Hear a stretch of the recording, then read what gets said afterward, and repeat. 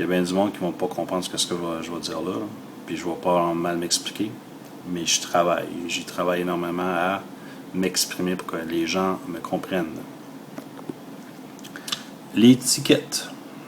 Oui, il y en a pas mal d'étiquettes. Il y en a beaucoup qui sont données d'étiquettes. Mais il y a des pommes pourrites. Puis moi, ben, des pommes pourrites, j'en ai eu 2. Puis qui m'ont scrappé ma vie. Ils ont commencé à scraper ma vie. Après ça, j'ai subi une injustice, puis qu'ils me l'ont scrappé pas mal. Le problème, c'est que moi, personnellement, là, quand je vois un policier avant, puis aujourd'hui, je les vois plus de la même façon. Quand je vois un policier, quand je voyais plutôt un policier, je les regardais, puis je disais, eux autres, ils représentent la justice, ils sont supposés être des gens droits. Normalement, tout le monde se dit ça. Mais non, il y a des pommes pourrites. Ouais. Quand tu arrives à un stop, puis tu fais ton stop, parce que tu sais qu'il y a un policier qui est là, parce que tu viens de le voir quelques minutes d'avant, puis si tu sais que c'est son spot, puis tout le monde, on le sait, là, hein, on se promène, là, puis quand on fait tout le temps le même chemin, là, on le sait où sont les policiers, hein? Ouais. Ben, quand tu arrives, puis tu fais ton stop, tu pars de chez vous, là, puis là, tu le vois, là, regarde, le gars, il vient d'arrêter quelqu'un, tu dis, c'est probablement le gars qui est à son spot d'habitude, puis qui donne des tickets. Puis tu arrêtes, puis là, tu vois ça, puis là, tu dis, bon, ok. Je pars, puis je vais revenir, puis mais que je revienne, je sais qu'il est là encore aujourd'hui, ça fait que tu fais encore plus attention, tu le fais, hein, ton stop, puis tu le regardes, puis tu regardes s'il est là, ça c'est le réflexe naturel des gens. Puis après ça, tu continues, puis après ça, que le policier part après toi, puis tu sais que tu as fait ton stop, ça fait plusieurs années, dans mon cas, plus de 20 ans que je conduis, puis que tu as le policier qui part après toi, puis il donne une étiquette pour un stop, que tu as fait, beaucoup de questionnements. Beaucoup de questionnements. Non, je comprends pas. Puis qu'après ça, tu roules sur l'autoroute, puis tu vois un policier au loin, puis tu regardes ton speedomètre, tu roules 107, mais tu es sur l'autoroute, mais la zone est 70, mais tu es quand même sur l'autoroute dans la voie de gauche, puis tu te fais pousser dans le cul. Tu as ton speedomètre et ton GPS à côté. Puis là, tu as un policier au loin qui t'arrête, puis que là, il dit écoute, tu roulais 120 dans une zone de 70, puis que toi, tu sais que tu roulais 107.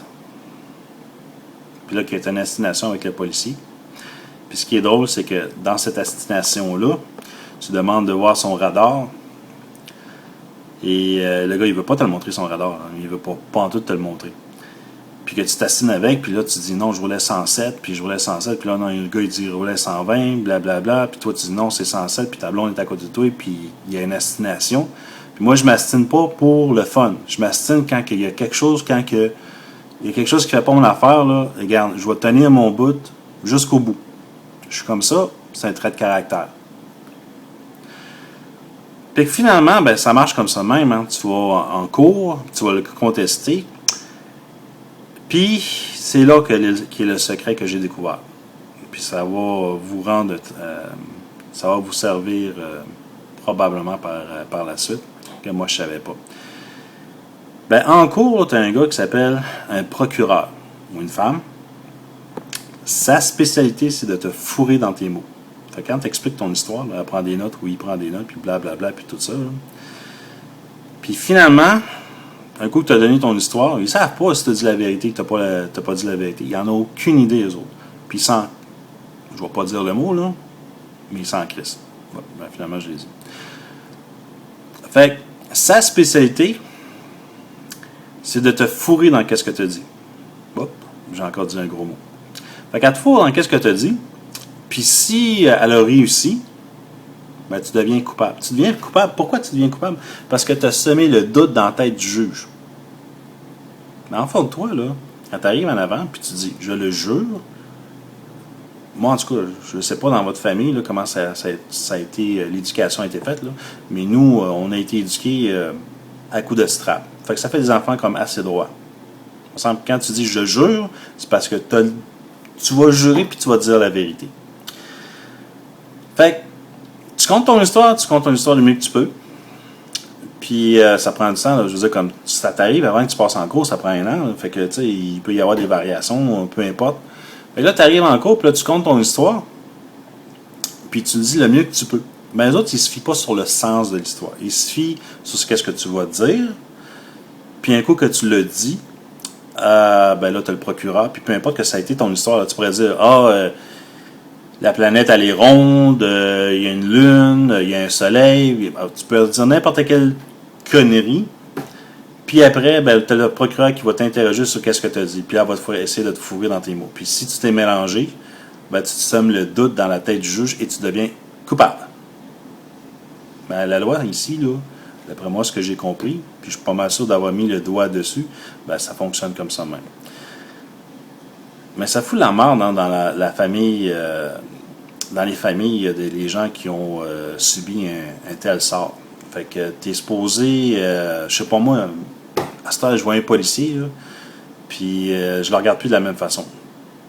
Il devrait y avoir du ménage dans ce système-là. Quand ça fait 2 fois que tu subis de l'injustice, ben, tu tombes dans un mode de frustration, de dépression, parce que moi, personnellement, là, les choses qui me dérangent le plus, c'est me faire dire que je suis un mauvais gars, que je suis un menteur, puis de me faire voler.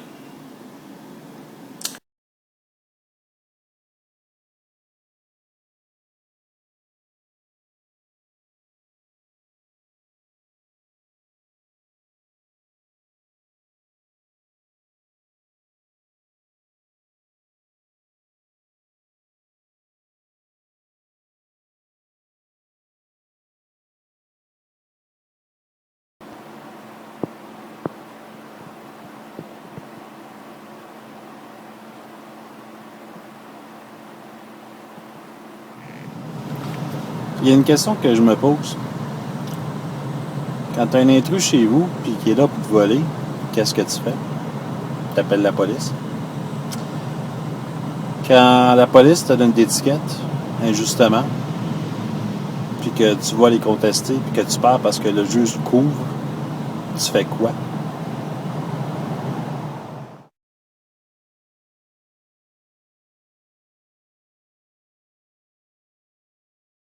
Présentement, on est sur le lieu d'un crime. Et oui, malheureusement, le crime est commis par la police. Alors aujourd'hui, je vais essayer de vous montrer ce qui s'est passé. On est présentement sur la rue des Pluviers à Longueuil. Et puis là, je vais m'avancer pour vous montrer ce qui s'est passé. Fait que je roulais.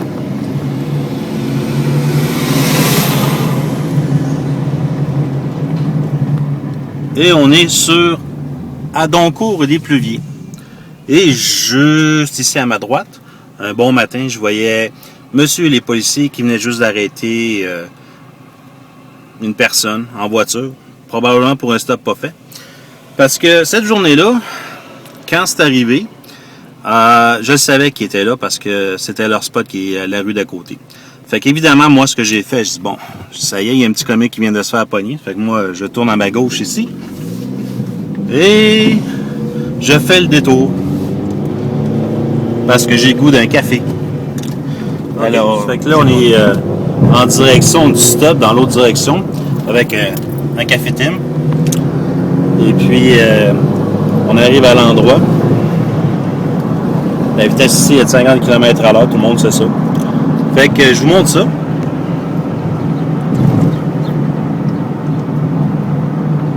Là, ici, à ma gauche, je sais qu'il y a un policier qui est là parce qu'il vient d'arrêter quelqu'un. Fait que je fais exprès. Je fais mon stop. Je regarde complètement à gauche. Et je continue. Ça, c'est normalement ce qu'on fait tout le monde. Mais non. Les policiers partent après moi. Et puis, je m'arrête à environ ici.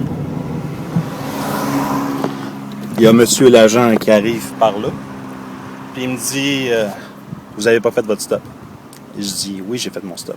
Je dis, j'ai vraiment fait mon stop. Fait qu'il dit, non, t'as pas fait ton stop. Fait que, il me dit en plus, ben, tu iras contester ça en cours. Je dis, moi, ok, correct. Fait que je retourne à la maison, dans cette direction-là.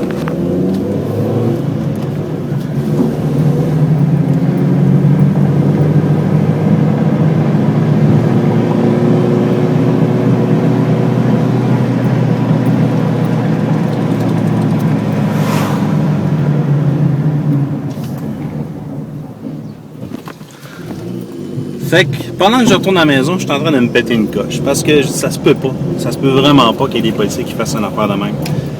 Fait que je tourne le coin ici, comme ça même. Là, je me dis, je vais vraiment me péter une coche.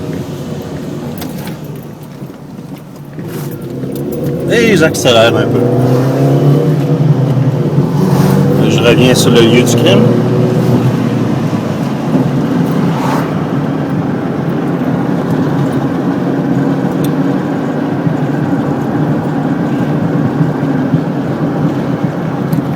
À l'endroit ici.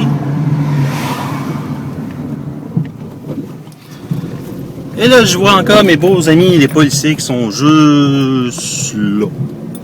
Puis qui font encore, donnent encore des tickets pour le stop. Fait que je tourne le coin. Juste ici. Puis là, je leur dis, ça n'a pas de bon sens, qu'est-ce que vous venez de faire? Je dis, je vais vous aider à votre travail. On va faire de la prévention un peu. Fait que, ils sont juste stationnés là. Juste là. Fait que je me parque en avant d'eux autres. Comme ça de même. Juste au stop. Et puis là, je commence à faire signe aux gens de faire leur stop parce qu'il y a un policier en arrière de moi qui donne des tickets pour rien.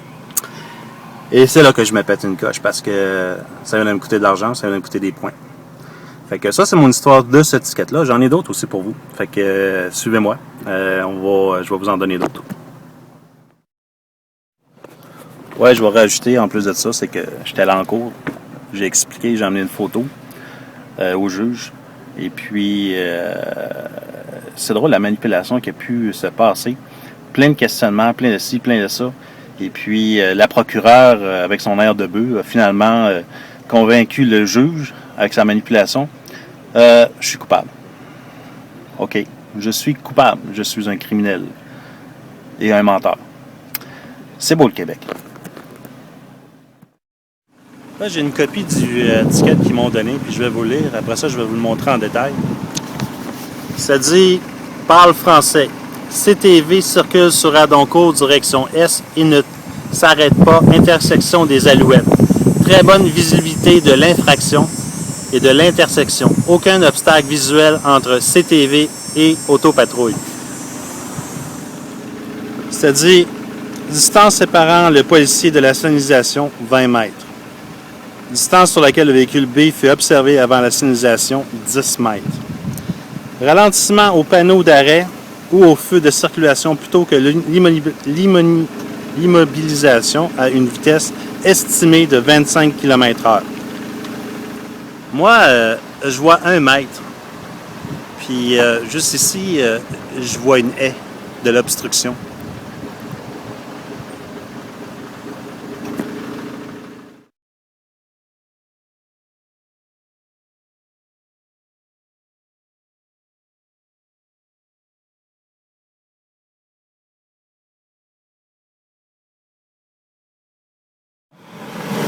OK. On est présentement sur Roland-Terrien, coin de Fernand-Lafontaine. Et puis, je m'apprête à tourner à gauche, qui était proche de chez moi auparavant. Et présentement, comme on peut le constater, ici, c'est zoné 50 km/h. Est-ce que c'est bien zoné ou c'est mal zoné? On va regarder ça.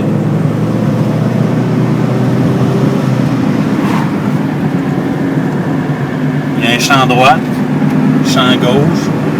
On roule présentement 60, 70, 78, 80 et je suis le trafic. Le trafic est présentement à 80 km.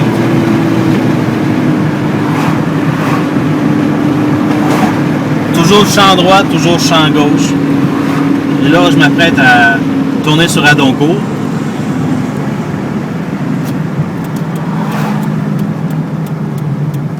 Bon, lumière, on va pas faire exprès. OK, ça fait qu'on va tourner le coin ici. Et je continue à rouler, je roule toujours. On est toujours sur la Doncourt et est en direction de où ce que je restais auparavant. Et je roule toujours, vitesse de 50 km/h. Ce qui est tout à fait normal parce que, bon, ici, il y a des maisons, il y a du monde, ces vitesses, ouais, c'est normal, c'est correct.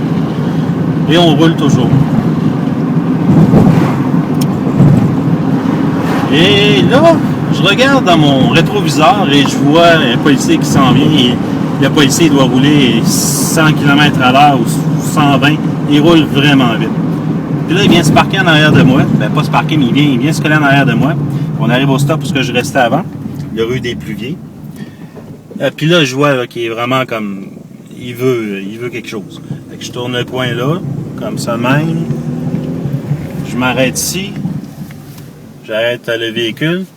Et puis, il y a le policier qui est en arrière de moi. Puis, il vient me voir, puis il dit, tu roulais à une vitesse de 77 km/h dans une zone de 50. Je dis, ouais. C'est possible que je roulais à une vitesse de 50 km/h. Je suivais le trafic. Je me suis pas vraiment assigné parce que je me suis dit, OK, c'est zoné 50 km/h. J'ai roulé 77, je l'admets. Parce que le trafic, c'était 77, 80, on vient de le voir. Fait que j'ai pris le ticket, puis je me suis fermé la boîte, puis je suis allé le payer le ticket. Parce que je me suis dit, OK, moi, c'est correct, celui-là. Je vais le payer. C'est contestable, mais ça va. Fait que ça, c'est une autre histoire de ticket. Il y en a un autre qui s'en vient.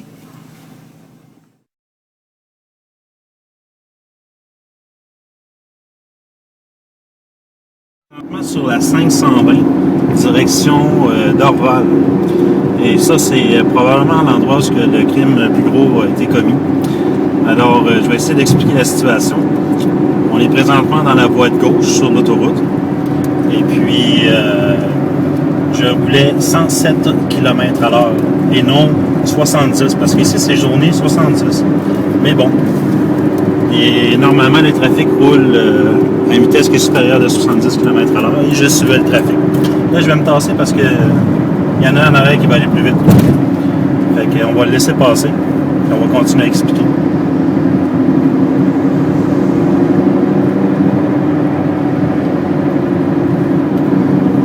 Puis on va en profiter pour suivre la voiture qui est ici.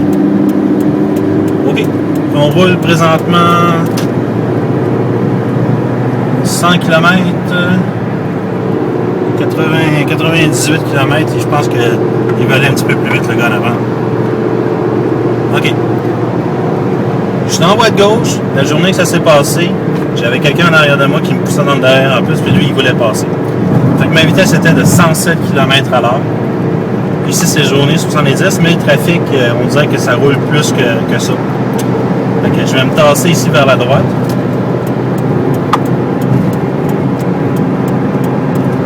Présentement à 103 km/h et je suis le trafic. On est sur la 520.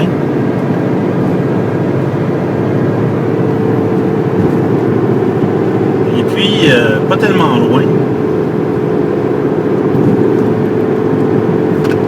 Je crois la prochaine.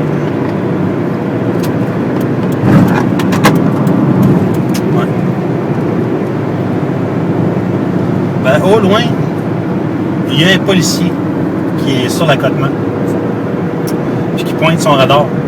Et qu'en pointant son radar, je suis toujours sur la voie de gauche et je me fais pousser dans le derrière.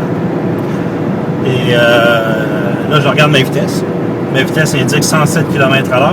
Et j'ai à côté de mon speedomètre un GPS qui indique aussi la vitesse de 107 km/h. Alors, je passe, le policier me fait signe de me tasser. Fait que je me tasse sur le côté, sur l'accotement. Puis il me dit, tu roulais 120 km/h. Je dis non, je roulais pas 120 km/h, je roulais 107 km/h. Fait que je commence à m'astiner avec lui. Puis je dis, montre-moi ton radar. Il dit, non, je suis pas obligé de te montrer mon radar. Fait que je m'astine avec pendant quelques temps. Puis finalement, il menace de dire, je peux remorquer ton véhicule. Fait que là, je suis vraiment pas content. Puis je veux vraiment voir son radar, mais il veut rien savoir. Fait que finalement, que ça se termine sur je m'en vais, puis ça reste là. Sauf que ce ticket-là était pas mal salé. Puis je vais vous montrer ça tantôt. Quand tu veux. Fait que je vais rajouter que ma femme était avec moi. Et elle confirme que la vitesse que je voulais était de 107 km/h. Oui, c'est vrai. Et puis, on est allé voir le juge avec ça. On a expliqué la situation, qu'est-ce qui s'est passé. Et puis, encore une fois, le procureur a manipulé avec des mots à 10 $. Et pour finir que coupable. Même si je me suis assigné avec le policier, 107 km/h et que lui a marqué 100 km/h, monsieur a dit qu'il roulait à une vitesse de 100 km/h. Je ne sais pas combien de fois que j'ai dit au monsieur le policier que je roulais à 107 km/h, pas 100 km/h. C'est pas mal bizarre. Alors, très spécial la cour. J'ai avec moi la copie du ticket et c'était très difficile de l'avoir celui-là. Je vais vous porter attention sur deux choses. Un, le montant, les points. Et l'autre chose, ça ici, juste là. Regardez bien. Il me dit 100, mais pas 120. Pendant à peu près 10 minutes de temps, je me suis assigné avec le policier, puis ma blonde est témoin, que je roulais 107 km/h. Puis lui, il a marqué 100. Voyez-vous? Juste là, là. Parce que je suis un menteur.